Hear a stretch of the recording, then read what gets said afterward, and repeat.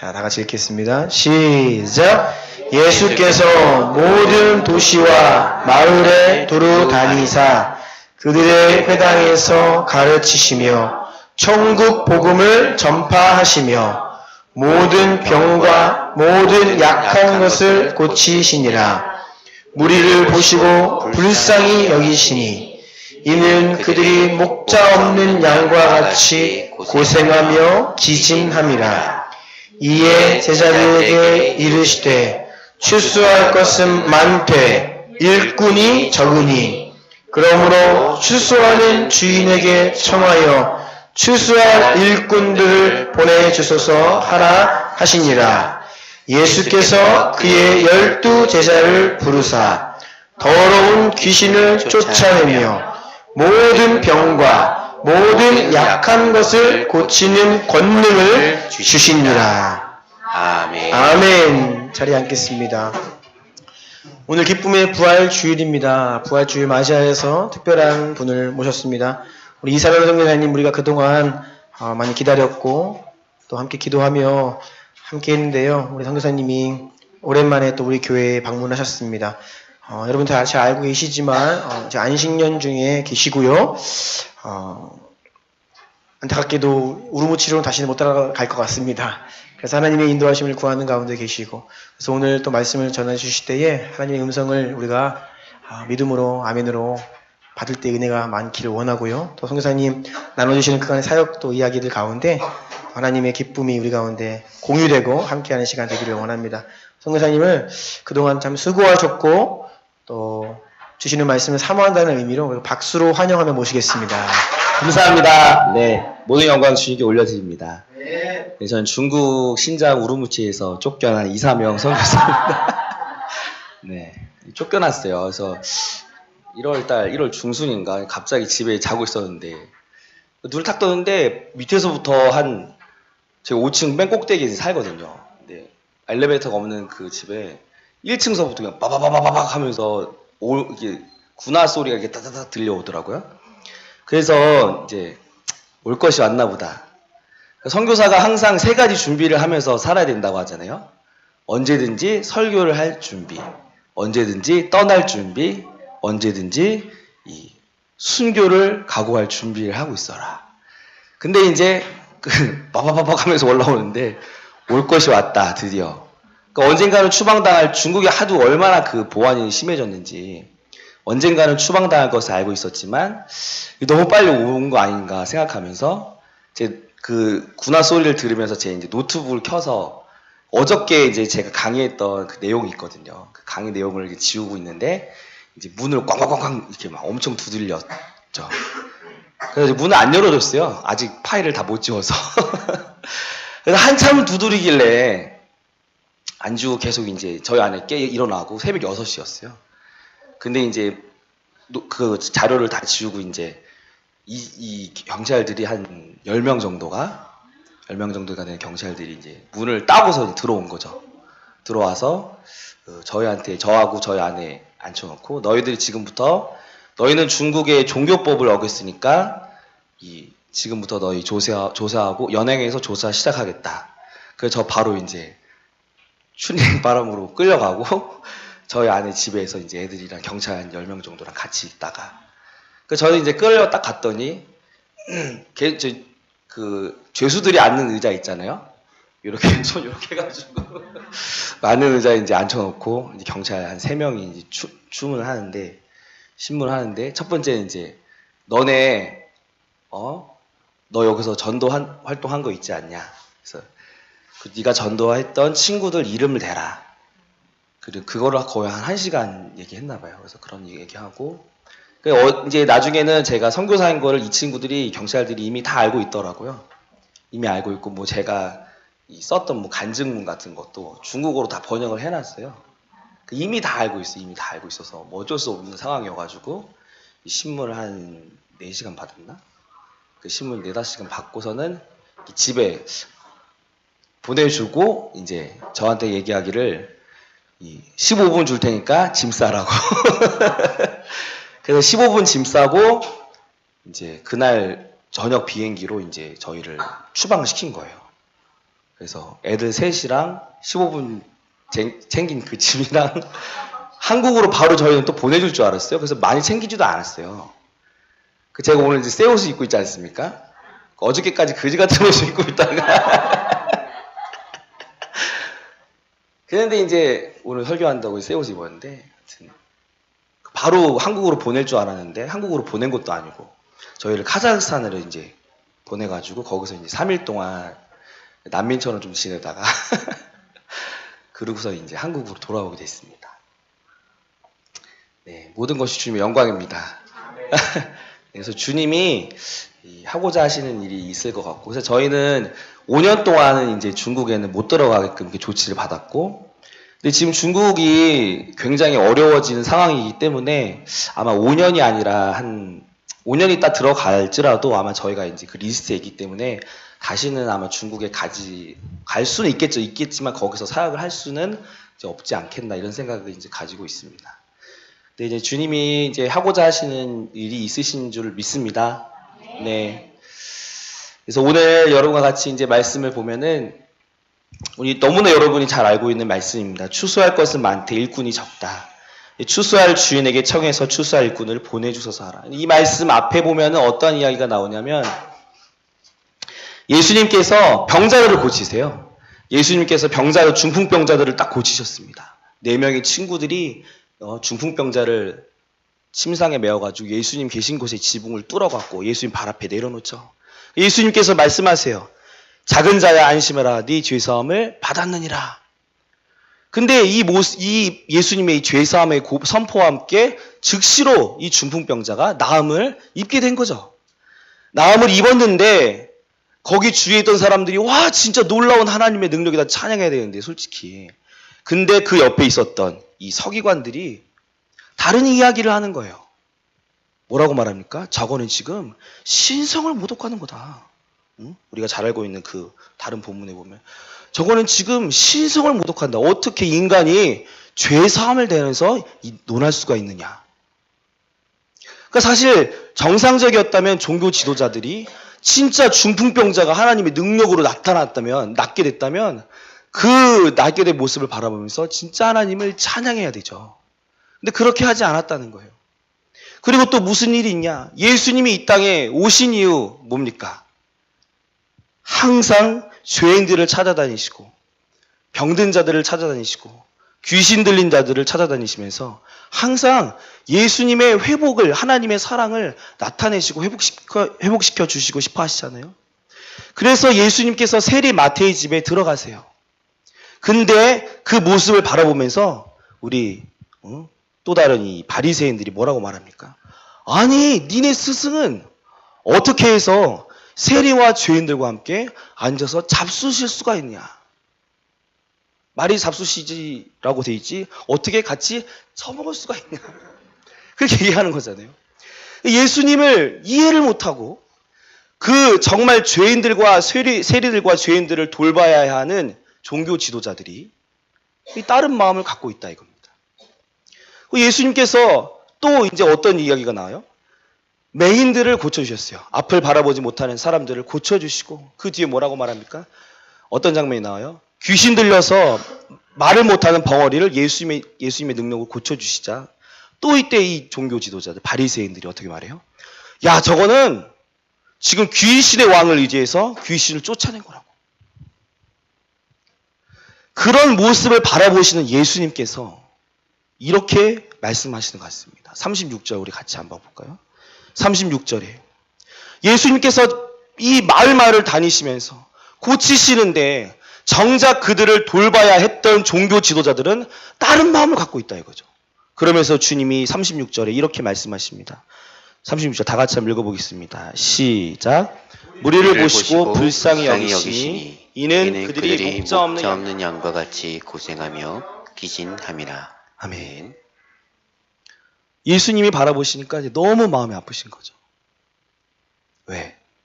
아니 정작 진짜 그들을 우리 예수님 성경책에 보면은 예수님 마가복음이나 복음서에 보면 이 귀신 들려온 사람들이 진짜 얼마나 많이 있습니까? 아픈 사람, 병든 사람, 고통당하는 자, 마음에 애통한 자, 비통한 자들이 가는 곳곳마다 널렸다니까요. 그런데 그들을 정작 돌봐야 되는 하나님의 종들, 하나님의 정말 하나님 앞에 가까이 있다라고 말하는 이 종교 지도자들이 완전히 딴 생각을 하고 있어요. 그러니까 예수님이 그들을 바라보시면서 목자 없는 양과 같다 하시며 고생하고 기진하는 그들을 바라보시면서 불쌍히 여기신다. 이렇게 주님 말씀하시는 거 아닙니까? 그러면서 예수님께서 제자들에게 이렇게 말씀하세요. 추수할 것이 진짜 너무나 많은데 추수할 일꾼이 적다. 그러므로 추수하는 주인에게 청해서 추수할 일꾼들을 보내주셔서 하라 하시니라. 말씀하시면서 우리 같이 읽었던 10장 1절. 다 같이 한번 읽어보겠습니다. 시작. 예수께서 그의 12 제자를 부르사 더러운 귀신을 쫓아내며 모든 병과 모든 약한 것을 고치는 권능을 주시니라. 아멘. 예수님께서 추수할 일꾼을 청하라. 추수할 일꾼들이 필요하니 추수할 일꾼들을 청해라. 기도해라. 하시면서 우리 예수님께서 그 예수님의 눈이 바라봤던 사람들이 있어요. 그들이 누굽니까? 그들은 제자입니다. 여러분 성경에서 보면은 예수님을 따라갔던 두 부류의 사람이 있습니다. 첫 번째 부류의 사람은 무리가 있어요. 군중입니다. 근데 예수님을 따랐던 다른 부류의 사람들은 제자라는 무리가 있어요. 그러니까 예수님을 따라가긴 따라가되 우리도 제자가 될 건지 무리가 될 건지를 결정해라 이겁니다. 예수님을 따라가던 사람들, 무리와 제자의 특징이 있습니다. 무리는 어떤 사람이에요? 예수님께 항상 군중들은 관심과 흥미가 있었던 자들이에요. 그분 앞에서 무엇을 얻을까? 그분 앞에서 어떠한 조건들을 내걸고 예수님을 따랐던 사람들입니다. 이들은 예수님을 따라가긴 따라가요. 그런데 항상 결정적인 순간 조건을 내걸고 예수님을 따르길 원했어요. 예수님께서 어떤 사람에게 말씀하십니다. 어떤 사람에게 나를 따르라 하시니 그가 이르되 나로 먼저 가서 내 아버지를 장사하게 허락하시옵소서. 예수님께서 뭐라고 말씀하세요? 이르시되 죽은 자들로 자기의 죽은 자들을 장사하게 하고 너는 가서 하나님의 나라를 전파하라. 또 사람이 이르되 주여 내가 주를 따르겠나이다마는 나로 먼저 내 가족을 작별하게 허락하옵소서. 그러니까 이들은 주님을 따르기를 원했지만 항상 선제 조건이 있어요. 무엇이 채워지면 무엇을 주님을 따르겠습니다. 제가 생각하는 단체에서 지금 한 가지 큰 문제가 있습니다. 뭐가 문제냐면 이 비율이 남자 여자 비율이 안 맞아요. 그래서 자매가 7이면 형제가 3입니다. 그 큰 문제가 있어요. 무슨 문제예요? 결혼을 그러니까 선교사들이 이 단체 안에서 서로 비전이 맞고 서로 같이 사역하면서 이 짝짝꿍 맞아가지고 가정을 이뤄가지고 저희 가정처럼 이렇게 행복한 가정을 이루면서 선교지를 나가는 게 진짜 바람직하잖아요. 가서도 자매들도 형제 사역을 할 수가 없으니까 이슬람권 같은 경우는 형제 자매가 같이 사역하면 진짜 힘있게 사역할 수 있는데 비율이 안 맞다 이겁니다. 왜? 형제들이 헌신하는 수위가 자매들보다 낮아요. 우리 형제들 분발하시기 바랍니다. 그게 떨어진다 이거죠. 그래가지고 자매님들이 항상 제가 특징이 있어요. 무슨 특징이 있냐? 자매님들이 항상 이런 고백을 해요. 어떤 고백? 간사님 선교지 이제 언제 다시 나가실 거세요? 언제 선교지 나가길 원하세요? 하면 100% 이렇게 말해요. 뭐라고 말하는지 알아요? 결혼하면 나가야죠. 그래서 제 속으로 결혼 못할 것 같은데 어떤 선교사님이 이 선교지에서 2년 사역하시고 이번에 들어오셔가지고 저도 들어와서 제가 다시 언제 선교지 나가세요? 이분도 똑같이 얘기하셨어요. 뭐라고요? 결혼하면 나가야지. 그래서 제 속으로 안 될 것 같은데 이미 나이도 많이 먹었고 벌써 어떻게 결혼하냐. 솔직히 말해서 형제들도 없다는데 그렇게 결혼할 수도 있죠 사실. 근데 똑같이 이렇게 얘기합니다. 그래서 저희 공동체에 지금 어떤 문제가 있냐면 1년에 8,000명의 훈련생들이 나와요. 8,000명이 선교 훈련을 받습니다. 그런데 정작 장기 선교사로 나가려고 하는 그 훈련 과정이 있거든요. 한 3개월짜리 훈련 과정에 몇 명이 앉아 있는지 아세요? 12명이 앉아 있습니다. 그러니까 공동체적으로 위기를 느끼는 거예요. 선교사들이 빨리빨리 나가야 되는데 나가지 않고 자매님한테 왜 안 나가세요? 라고 말하면 결혼하면 나가야죠. 환경이 열리면 나가야죠. 제가 이 환경이 열리면 주님을 따를게요. 제가 이렇게 주님이 허락해 주시면 제가 따를게요. 근데 여러분 성경을 보세요. 그런데 성경에는 절대 그렇게 하나님 역사하시지 않으세요. 보세요. 주님께서 요단강을 건너라. 제사장들 언약궤를 메고 요단강이 열리면 제가 발을 내딜게요. 말하지 않아요. 어떻게 합니까? 언약궤를 메고 넘실거리는 요단강 앞에 발을 내딛는 순간 발자국이 내딛는 만큼 요단강이 열리는 거예요. 우리가 순종하면 하나님이 역사하시는 겁니다. 이게 엄청 큰 차이예요. 주님, 제가 어떤 대학생이 제가 주님을 따르고 싶은데 저희 어머니께서 백혈병에 걸리셨어요.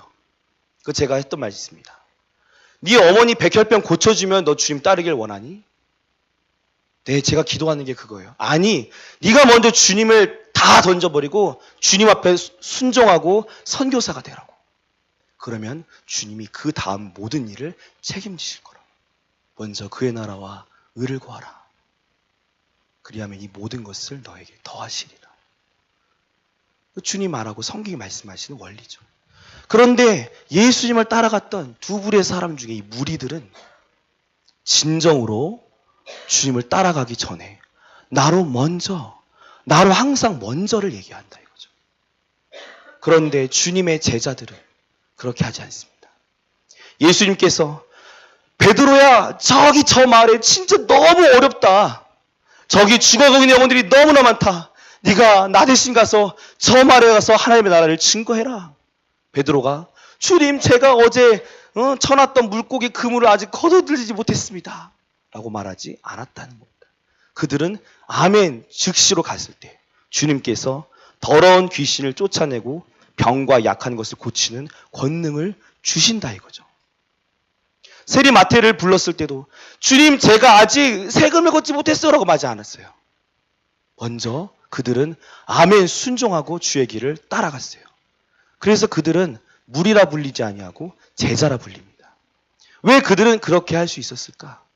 그들의 행위 가운데에는 분명히 연약함이 있었어요. 분명히 연약함이 있습니다. 그렇지만 그들의 마음에 예수님을 사랑하는 마음이 있어요.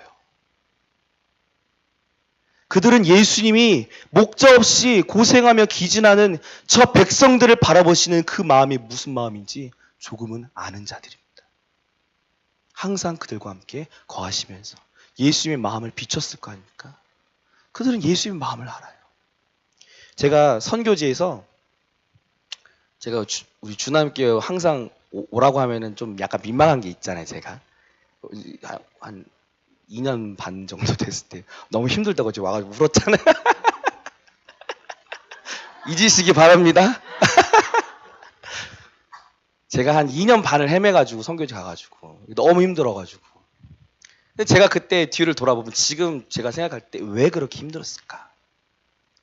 그러니까 선교사가 제일 힘들 때가 언제였을까라고 누가 저한테 물어보시면 후원금이 들어오지 않을 때라고 말하지 않고 언제냐? 영혼을 딱 바라봤는데 영혼 사랑하는 마음이 없을 때. 그게 제일 힘든 것 같아요. 그러면서 나는 여기서 도대체 왜 뭐하고 앉아있냐? 이 생각이 들어올 때가 제일 힘든 거예요. 내가 한국에서는 진짜 사역자로서 사역을 할 수가 있거든요. 근데 내가 아무 열매가 없고 아무런 것도 내가 영혼을 바라봐도 감동이 없는데 차라리 우리 한국 짐 싸서 돌아가자. 이렇게 되면서 제일 어려운 거거든요. 잊으시기 바랍니다. 그 제가 작년 3월이었어요. 작년 3월에 저희 M 친구라는 친구가 있습니다. 여기 사진 한번 어떻게 보여드려야 되나? 네, 여기 지금 경찰 한 명 있죠?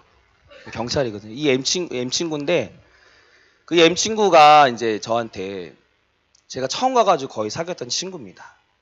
이 친구가 농구를 너무 좋아해가지고 농구에서 너무 사귀었던 친구인데 저희 집에 초대를 해가지고 제가 예수님에 대해서 초반에 이제 언어 안 될 때 막 예수님을 막 끼엄끼엄 해가지고 전했을 때 예수님은 자기는 안 믿겠대요. 왜? 자기는 태어났을 때부터 지금까지 이슬람이고 자기 민족 1000년의 이슬람을 믿은 자기는 이슬람 민족이기 때문에 너하고 나는 틀리다 이거예요. 그래서 이 친구가 그때 17살이었어요. 17살 그냥 학교도 안 다니는 동네 이제 그냥 세상 말로 양아치 같은 이렇게 싸움 엄청 해가고 다니는 그런 친구였는데 이 친구 지가 저희 그 전도했을 때 안 믿고 저희를 제가 이 친구네 집에 초대를 한번 해달라 해서 이 친구네 집에 갔더니 집에 할머니하고 자기하고 둘만 이렇게 딱 사는 거죠. 그래서 엄마는 어디 가셨어 했더니 엄마가 어떻게 된 겁니까? 어렸을 때 이혼해가지고 집을 나가버리셨어요. 쫓겨난 건지 어떻게 된 건지. 그래서 아버지는 어디 가셨냐 했더니 아버지는 몇 해 전에 불타서 집에 불이 나가지고 불타서 돌아가신 겁니다. 그래서 할머니하고 둘이 이제 살고 있는 거예요. 그래서 제가 이 언어가, 그러니까 저희 지역 같은 경우 언어가 두 개를 해야 돼요. 위구르어도 해야 되고 중국어를 해야 되는데 제가 중국어 4년에서 지금 설교를 할 정도가 됐는데 위구르어를 못한 거죠. 그 당시도 못했고. 근데 이 할머니는 위구르어를 해야만 하는 그 소통이 되는 그런 분이신 거예요. 옛날 분이셔서. 그래서 제가 하도 뭐 말도 안 되고. 그래서 이제 이 친구랑도 자기 직업 찾으러 뭐 지방에 간다. 핸드폰도 없고 그러면서 3년 동안 이제 헤어졌습니다. 그래서 어느 날 제가 작년 3월에 또 전도하러 가려고 이렇게 횡단보도를 건너려고 딱 있는데 누가 제 이름을 부르는 거예요. 제가 위구르 사람들에게 전도할 때 쓰는 이름. 카이세르라고 저는 이름을 했거든요. 가이사입니다. 가이사. 카이세르인데 제가 그 이름인데 누가 갑자기 뒤에서 카이세르 딱 부르는 거예요. 그걸 딱 봤더니 아무도 없어요. 주님이 나를 부르셨나. 근데 갑자기 한 번 더 카이세르 딱 부르는 거예요. 그래서 딱 봤더니 경찰차가 딱 서 있는 겁니다. 근데 경찰이 또 한 번 저 이름을 카이세르 딱 부르는 거예요. 그래서 제가 아니 경찰이 어떻게 전도할 때 내가 쓰는 이름을 알고 있지? 그 가슴이 두근두근 하면서 도망갈까? 그러고 있는데 갑자기 경찰이 이번에는 한 번 더 카이세르 딱 부르면서 이번에는 썩소를 딱 지면서 차에서 이제 내려오는 거죠. 도망갈까 어떡할까? 도망가면 또 이상하게. 그 제 앞에 딱 섰는데 아니나 다를까 이 3년 전에 헤어졌던 이 M 친구였던 그날입니다. 그 너무 살이 쪄가지고 애가 지금 못 알아본 거예요. 근데 이 친구는 어떻게 이제 경찰이 됐냐? 지금 여러분 위구르가요. 이 지금 어떤 상황이냐면 완전 생지옥으로 변해버렸어요. 우리 목사님 오셨을 때 완전 천국이었어요 그때. 그때만 해도 가는 곳곳마다 검색했잖아요. 근데 지금은 어떤 수준이냐면 작년 한 1년 반 정도부터 티벳을 엄청 강압적으로 다스렸던 당서기가 저희 지역에 당서기로 오면서 한 가지 이제 시작한 일이 있어요. 300m에 하나씩 파출소를 세웠어요. 그래서 300m 한번 가다가 파출소, 300m 하나씩 파출소. 이 관광도시, 신장이 약간 관광도시 느낌이 있는데 그런 거 아예 그냥 고려 없습니다. 여기서는 절대로 테러가 일어나면 안 되는. 그래서 300m 하나씩 해놓고 300m 하나씩 뭐래요? 핸드폰 검사를 합니다. 그 핸드폰을 딱 기계를 놓고 꽂아놓고서 1분만 딱 돌리면은 핸드폰에 이 국가에 반대하거나 이슬람 원리주의 색채가 나는 영상이거나 모든 그런 단어들 이런 게 싹 검색이 되는 거예요. 1분 안에. 중국이 기술력이 엄청나요 지금. 그래서 그거를 딱 잡았잖아요. 그 잡히면 어떻게 되는 겁니까? 수용소를 엄청나게 큰 수용소를 만들어 놓고 이게 이제 작년에 저희도 몰랐어요. 수용소가 그렇게 큰 게 있었다는 거를. 작년 12월 17일 날 AP통신에 이 뉴스가 뜬 걸 보고 저희도 이제 알았거든요. 수용소 엄청나게 큰 걸 만들어 놓고 거기 수용소에 이 사람들 3개월에서 5년을 집어넣는 거예요. 그렇게 지금 수용소에 끌려간 위구르 사람이 몇만 명이냐면 위구르 전체 인구가 1000만이거든요. 1000만의 10분의 1, 100만 명이 끌려갔습니다. 거리에 위구르 사람이 없어요. 다 끌어갔어요. 그래서 거기 끌려가면 뭐예요? 정신개조 사상. 삼천교육대처럼 그렇게 해버리는 거지. 그러니까 이게 이고 나서 언젠가부터 저희가 위구르 사람들한테 전도가 안 되는 거예요. 왜? 너 이슬람 믿지? 시작하면서 이렇게 말하면서 전도를 제가 시작하는데 너 이슬람이지? 하는 순간 말을 안 해요. 그러면서 하는 행동들 잡혀간다고. 그런 얘기 하고 싶지 않다고. 전도가 안 돼요. 위구르 제가 있었던 우르무치에 300만 인구인데 300만 인구에 3분의 1이 없었다고 생각해 보세요. 그러면 어떤 지역에는 형제들이 마을에 형제가 없어요. 형제가 싹 잡아가지고 정신개조 시키려고. 근데 그런 가운데에서 어떤 집에는 여자 혼자 있는 거죠. 시아버지, 자기 남편, 자기 동생 다 끌려가고 혼자 집에 비통한 마음으로 앉아 있는 겁니다. 그리고 어떤 집안 같은 경우는 엄마 아빠 싹 잡아갔잖아요. 엄마 아빠 잡아갔는데 애들은 어떻게 그러면?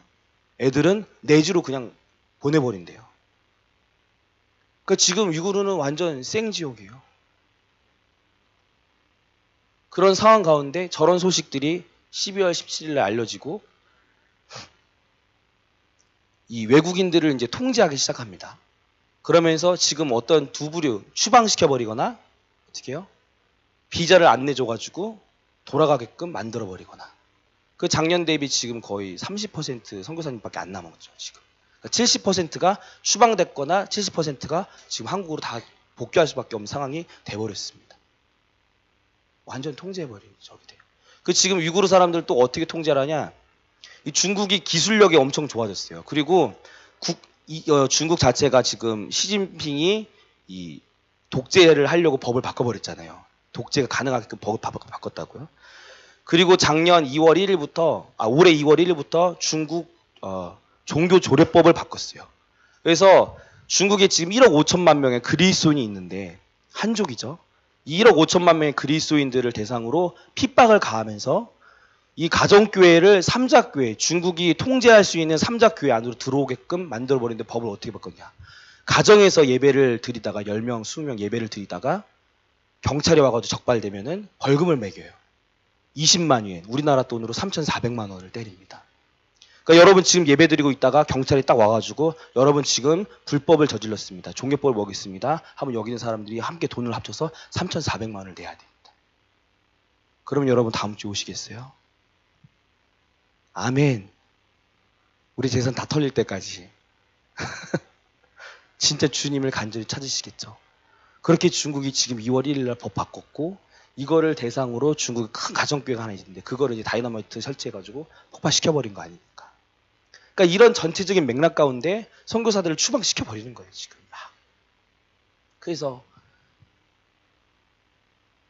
그렇죠. 그래서 이제 중국이 또 어떤 게 있냐면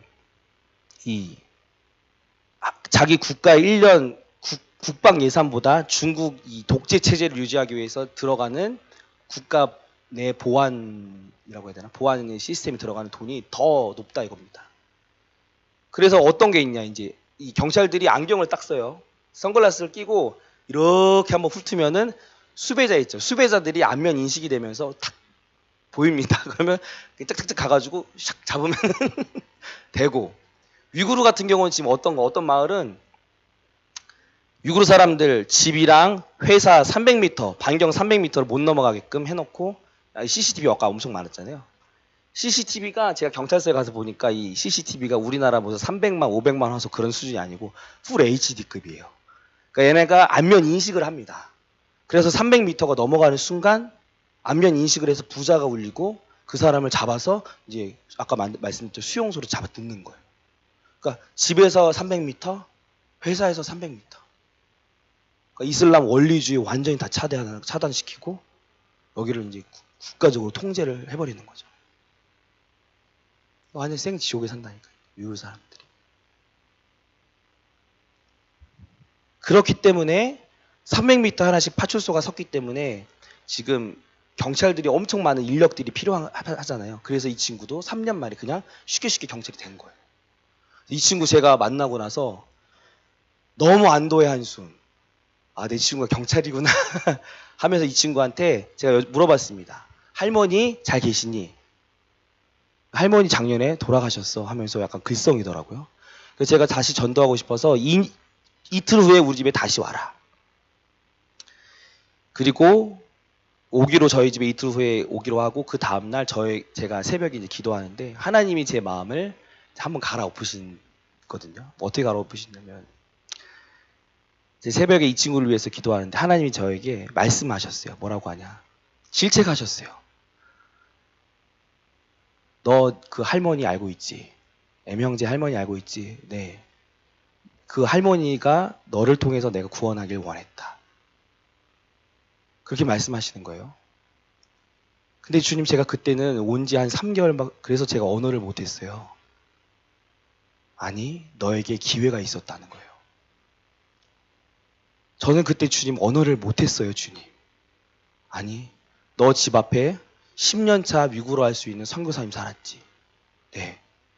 네가 그때 마음을 다하고 뜻을 다하고 생명을 다해서 나를 사랑하는 네가 내 제자였다면 네가 그때 그 선교사님 모셔가지고 그 할머니 집에 갔을 거라고. 그럼 그 할머니 구원을 받을 수 있는 기회가 있었다고. 제가 그러면서 주님이 저한테 말씀하시는 게 너 아들, 딸 있지? 그 아들, 딸 너 사랑하지? 네. 나는 내 아들, 딸을 잃어서 마음이 너무 아프다고. 네 아들, 딸이었으면 너 그렇게 했겠냐고 저한테 이제 그때 물으시더라고요. 제가 그때 진짜 얼마나 울었는지 모릅니다. 내가 그 할머니를 전도하지 못한 것은 능력이 없어서도 아니었고 언어를 못해서도 아니었고 주님을 사랑하는 마음이 제 안에 없었기 때문이었던 거예요. 그래서 그 기회를 놓친 거예요. 제가 진짜 엄청 회개하고 이 M 형제는 절대로 제가 주님 놓칠 수 없습니다. 기도 엄청 할 때 주님께서 두 가지를 다시 마음에 말씀해 주셨어요. 뭐냐면 네 집에 내일 이 친구가 오면 말해라. 할머니를 못 돌보아 준 것에 대해서 너 사과해라. 사과하고 이렇게 말해봐라. 20년 동안 네가 이슬람을 믿었는데 그 이슬람이 너에게 준 은혜가 뭐냐고 물어봐라. 그래서 이 친구 그 다음날 1시간 기다려가지고 눈이 엄청 오는데 1시간 기다려서 집에 데려왔는데 전도를 했는데 예수를 믿었을까 안 믿었을까요? 또 안 믿겠다는 거예요. 미치겠는 거예요. 그래서 제가 어제 기도하다가 생각난 그 말을 다시 했어요. 할머니 못 돌본 거 정말 미안하다. 그때 이 형제가 마음이 막 열리면서 막 눈물을 흘릴락말락하고 그 제가 이 어저께 예수님께 기도할 때 마음 받았던 거 20년 동안 네가 이슬람을 믿었는데 그 이슬람이 너에게 준 은혜가 뭐냐. 이 친구가 생각을 하기 시작하면서 예수님을 믿어라. 그러면 네 마음 가운데 생명의 은혜를 준다. 그리고 나서 이 친구가 그때 예수님을 영접했습니다. 여러분 잘 알다시피 여기 옆에 우리 이 친구는 여러분 한번 보여드렸던 그 카자흐족 친구거든요. 이 둘이 카자흐족인데 이 둘이 만나게 해가지고 우리가 그때 그러면서 3년 만에 이제 교회 개척이 시작된 거예요. 예수 가정교회. 엄마 아빠가 없으니까 아무도 없으니까 제가 그때 얘기하기를 너 가족 없지만 우리 예수 안에서 우리 한 가족이다. 그러면서 우리 예수 가정교회라는 이름으로 우리 같이 예배를 드리자고. 이 친구가 그때 예수님 믿고 다리 영상 같은 거 보면서 눈물 흘리면서 예수님 그렇게 영접했습니다. 할렐루야. 제 안에 진짜 어려웠던 것은 뭐였냐. 이 주님이 무리를 보시면서 불쌍히 여기시는 그 마음을 다해서 생명을 다해서 뜻을 다해서 주님을 사랑하는 그 마음이 제 마음 가운데 없었던 거. 그게 진짜 큰 문제였던 거. 우리 정말 모든 분들이 예수님을 마음을 다해서 뜻을 다해서 생명을 다해서 주님을 따라가는 제자이기를 소망드립니다. 우리 같이 말씀 하나만 더 보도록 하겠습니다. 말씀 우리 마태복음 27장 45절 46절 우리 같이 한번 보도록 하겠습니다.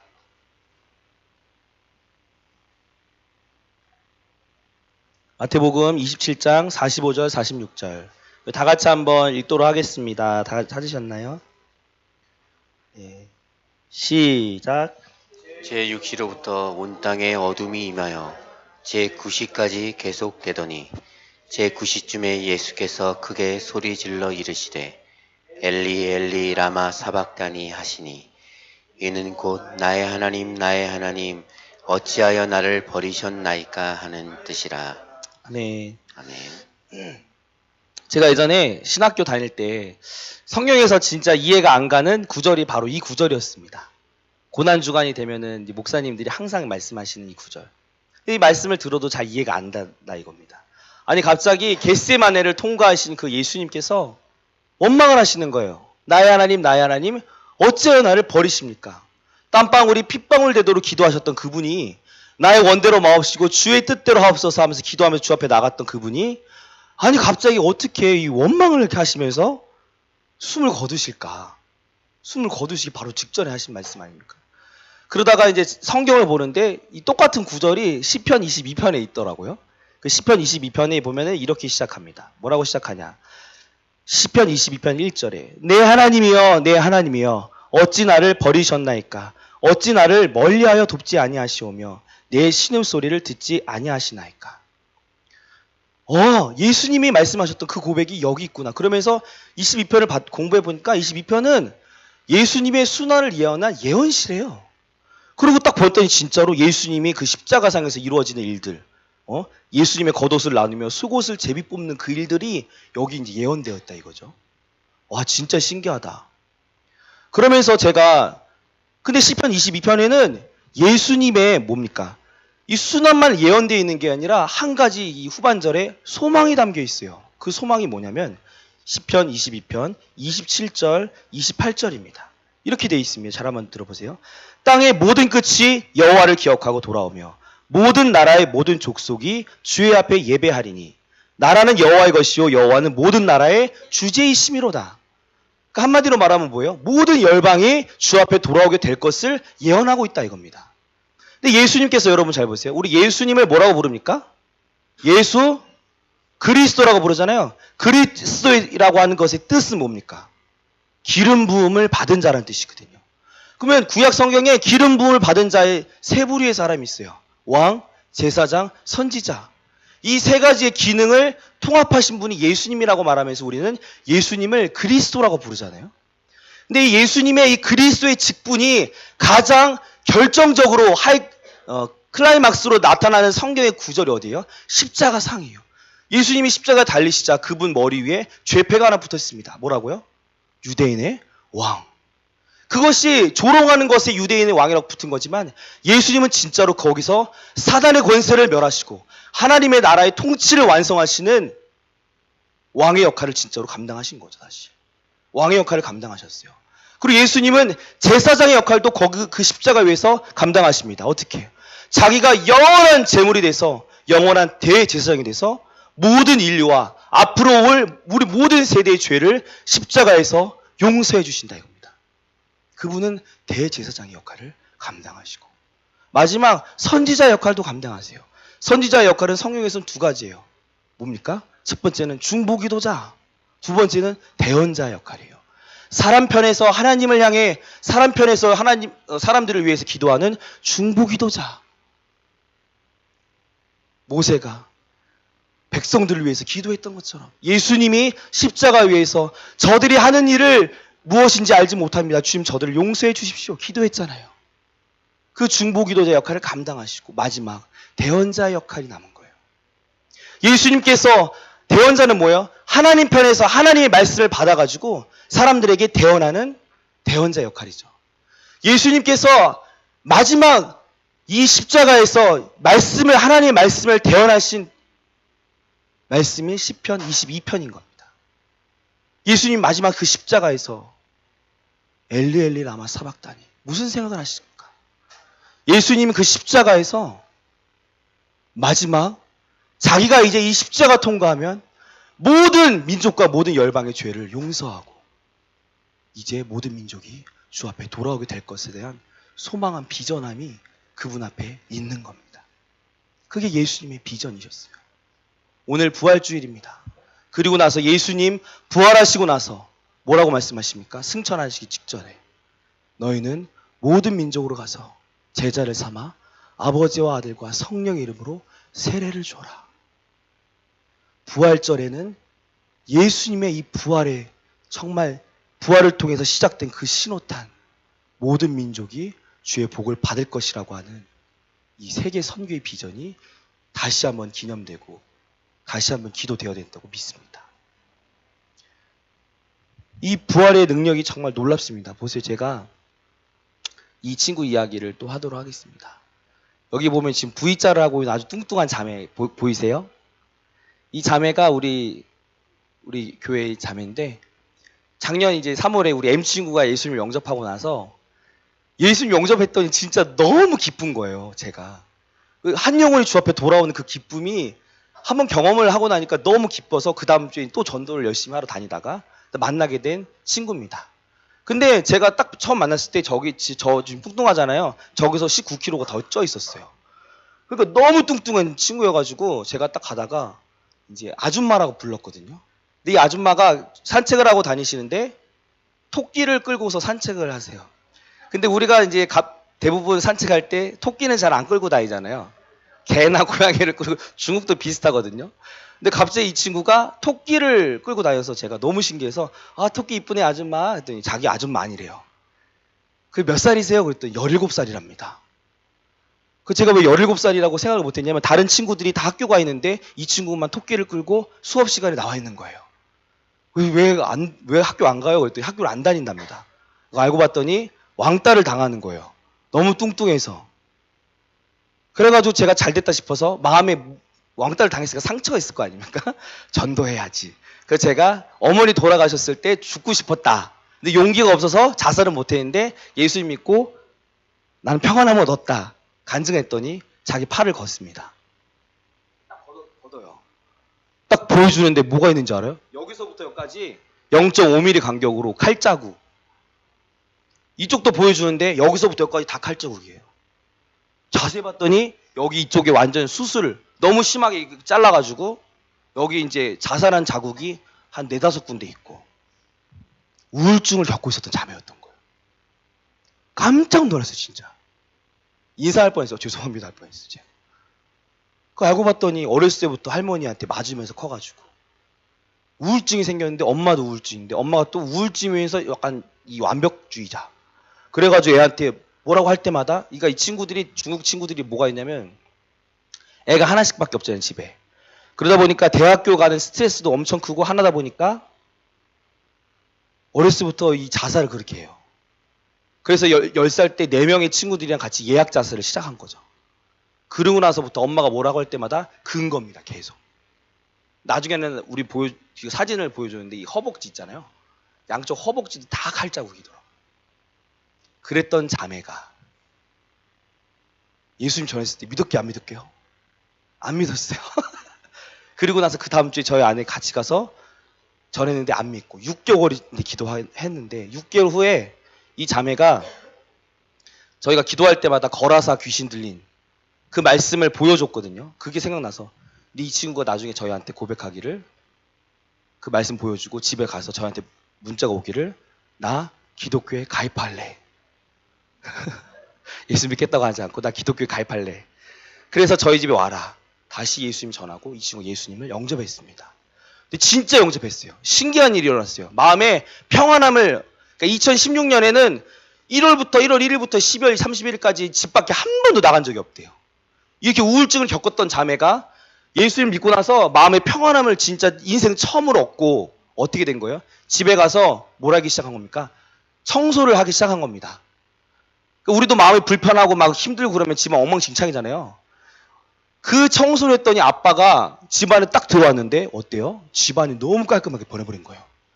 우리 딸한테 무슨 일이 생긴 건가? 그 다음날 아침에 자매방을 몰래 이렇게 열어봤대요. 근데 자매가 책상 의자에 앉아 있었던 거예요. 놀라운 변화잖아요. 근데 애가 중얼중얼 뭔가 하고 있는 거예요. 기도를 하고 있는 겁니다. 그래서 저희가 아니 왜 아침에 거기 책상에 앉아서 기도 그렇게 했어 했더니 자기가 인터넷에서 찾아본 거예요. 예수 영접하고. 기도는 어떻게 해야 되나요? 했더니 인터넷에 기도는 아침에 하세요. 그래가지고 이 친구가 아침에 앉아서 책상에 기도를 한 겁니다.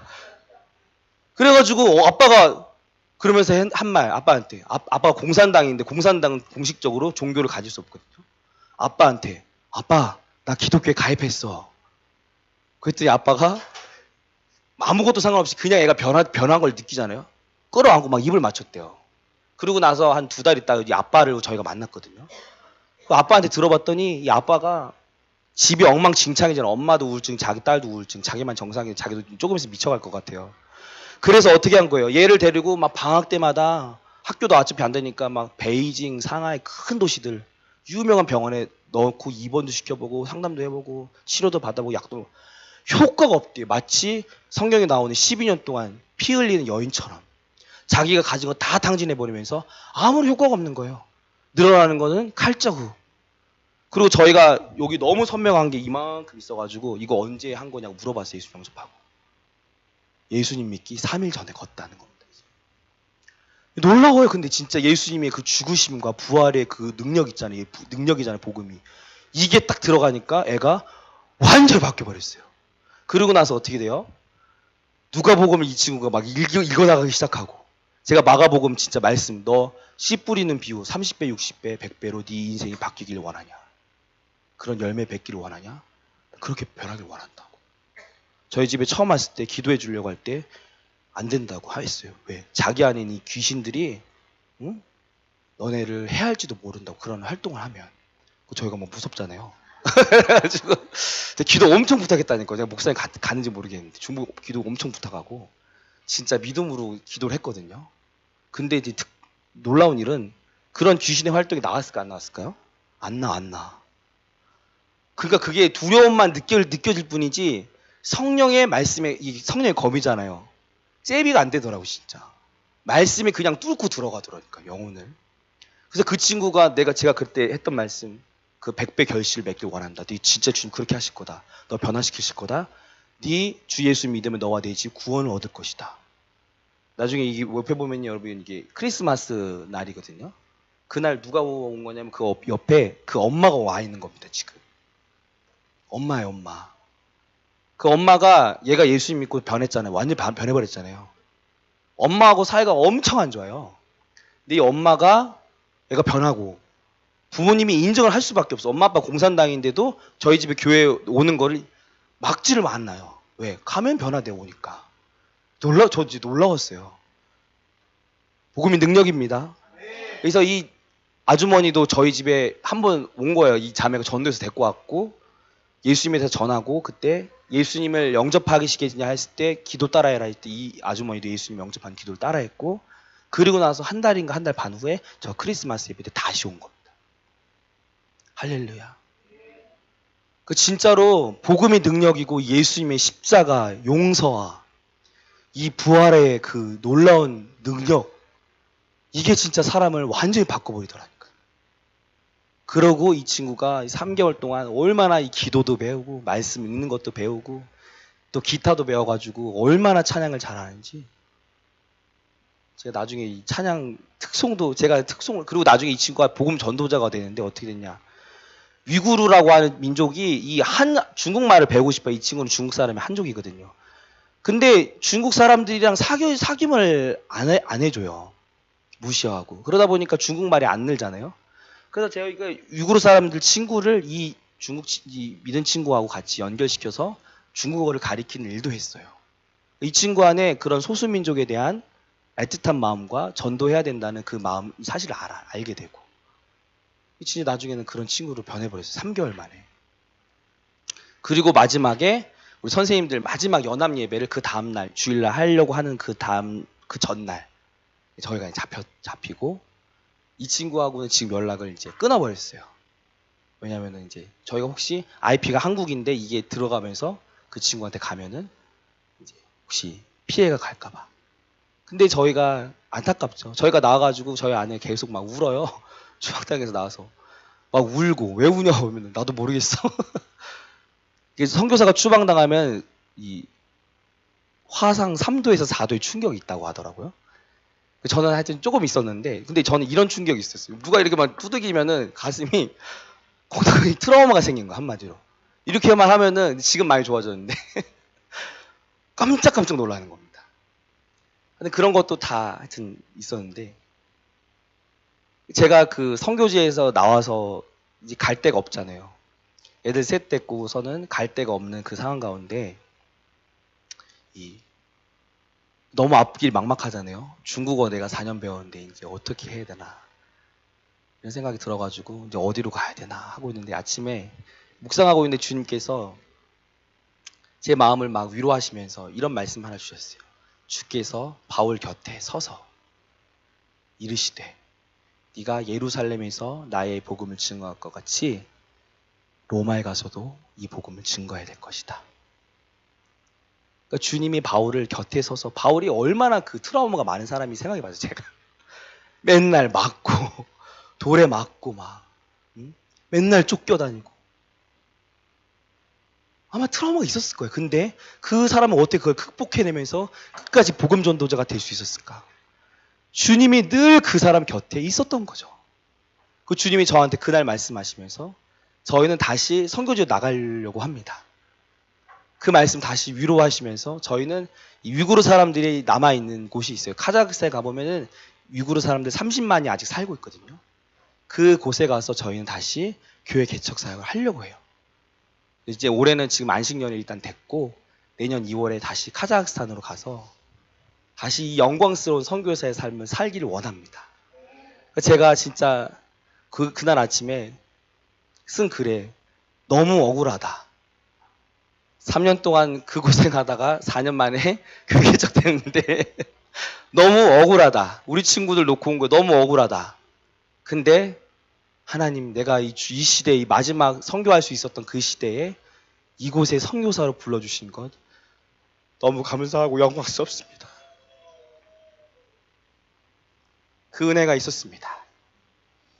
그래서 우리 모두 다 이 부활절의 그 영광스러운 아침에 주님, 나의 이 영원한 부활만 찬양하고 그것에 기뻐할 것이 아니라 오늘도 저 열방에서 죽어가고 있는 민족들이 있습니다. 그 민족을 향해서 같이 아파하기를 원하시는 예수의 마음을 가진 우리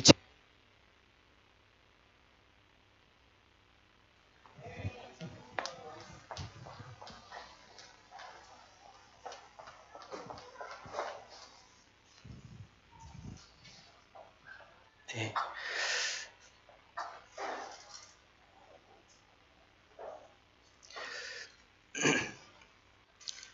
오늘 아침에 우리 주나님교회 오는 차 안에서 저희 아내한테 오늘 나를 위해서 기도해달라고 하는데 우리 아내가 갑자기 기도하면서 울더라고요. 또 왜 우는지 주님의 마음을 주셨나봐요. 나는 부활이요 생명이니 나로 말미암지 않고는 아버지께 나올 자가 없다는 말씀을 주님이 주셨대요. 그러면서 우리 친구들이 생각이 났나봐요. 그 선교지에 두고 왔던 우리 친구들, 아직 너무나 누군가의 양육이 필요한 친구들, 그러면서 주님이 그 친구들을 책임지실 거라고, 그들에게 부활의 신앙이 있으니까 주님이 결국 천국에서 다시 만나게 하실 거라고, 그러면서 다니엘이 왜 예루살렘을 향해서 기도하고 예루살렘을 향해서 기도했는지 알겠다고. 제가 왜 그랬을까 했더니 예루살렘에 너무 가고 싶다는 거예요, 다니엘이. 저는 이제 아마 갈 수가 없는데, 그렇지만 우리 주님께서 우리 두고 온 그 친구들을 기억하시고 그 부활의 생명을 끝까지 주님께서 허락하시고 이 다음에 진짜 천국에서 다시 만나게 하실 줄로 믿습니다. 우리 같이 한번 기도했으면 좋겠습니다. 기도를 정말 부탁드립니다. 여기 옆에 우리 서 있는 저 형제가 한 명 있는데, 저 형제는 우리 내지에서 와서 저희들 같이 동역했던 동역자예요. 그 저 형제하고 제가 마지막 날 잡히기 바로 전날 기도하면서 울면서 우리 같이 기도하면서 우리 조금 있으면 나가게 될 것 같은데, 그리고 제가 이렇게 말했습니다. 중국에 이제 2월 1일부터 다음 달부터 핍박이 시작된다고 하는데 너네 어떻게 하면 좋냐, 이렇게 했을 때 이 친구가 했던 고백이, 우리 중국 교회에는 이러한 핍박이 필요합니다, 그렇게 고백했어요. 왜냐하면 교회가 너무 세속화됐다 이거예요. 자기들 안에 예수님을 사랑하는 마음이 점점 사그라진다 이거예요. 근데 이 핍박이 오면 자기들이 이 핍박이 우리를 더 거룩하게 하면서 하나님을 더 사랑하는 중국 교회가 될 거라고 고백하더라고요. 우리 같이 한번 이 시간에 이렇게 한번 기도하기를 원합니다. 주님, 제가 이 부활절 이 아침에 주님을 다시 한번 만날 수 있기를 원합니다. 마음을 다해서, 생명을 다해서, 뜻을 다해서 예수님을 사랑할 수 있는 그런 주님의 제자가 되기를 원합니다. 정말 주님께서 저 열방 바라보시고 우리 주위를 바라보시면서 아파하시는 주님의 그 마음이 우리 마음 가운데 동일하게 있기를 원합니다. 아버지, 나로 하여금 주님의 마음을 가진 예수님을 사랑하는 예수님의 제자로 일어나게 하여 주시옵소서. 아버지, 우리가 주님을 따라가는 자가 되되 조건 따지고 환경이 열리면 주님을 따라가겠습니다. 고백하지 아니하고 어떠한 핍박과 고난과 어려움이 닥칠지라도 어떠한 손해가 올지라도 주님 순종하며 주님을 사랑하는 끝까지 사랑하는 마음으로 주님을 따라 걸어가는 예수님의 제자로 일어설 수 있도록 역사하여 주시옵소서. 우리 주여 한번 간절히 부르시고 함께 기도하며 주 앞에 나아가도록 하겠습니다.